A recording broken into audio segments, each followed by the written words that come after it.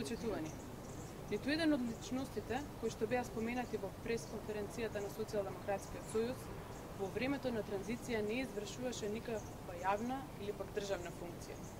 Сите тие влегува во политиката од работни места на исклучително големи компании и познати светски брендови, значени светски институции или беа со веќе сериозни развиен приватен бизнес.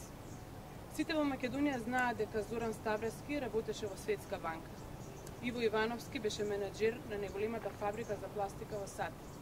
Веле Самак работеше во највисоките нивоа на Microsoft, а Владимир Пешевски е еден од најуспешните менеджери во Македонија.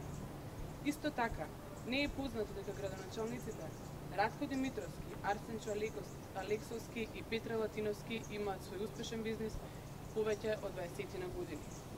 Денешната пресконференција на Стефчо Јакимовски представува низок обид за манипулација со вистината. Неговиот настап денеска беше беден. Наместо тоа Стефчо Јакимовски треба да одговори и да каже наследниве прашања. Како функционерите на Социјалдемократскиот сојуз, вршители на функции веќе 20 години дојдоа до својот капитал? Како успеа Бранко Црвенковски преку својата сопруга да поседува над 30% од акциите во компанијата Семос, компанија која што добиваше тендери кога Бранко Црвенковски беше на власт? Како својот капитал, проценет над десетици милиони евра, успеа да го стекнат пријателите и спонзорите на Бранко Црвенковски, Хари Костов, Штери Јонаков и Свето Јаневски?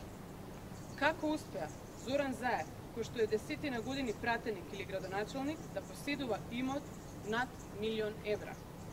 Како успеа Бузлевски да биде најбогатиот човек во Реса?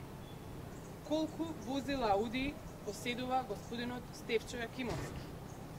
Како успеа Радмила Шеќеринска, која што 20 години исклучиво работи на јавни и државни функции, да има имот вреден близу половина милион евра? И како успеа Цветанка Иванова, која што е трет или четврт мандат пратеник, да има имот вреден близу половина милион евра?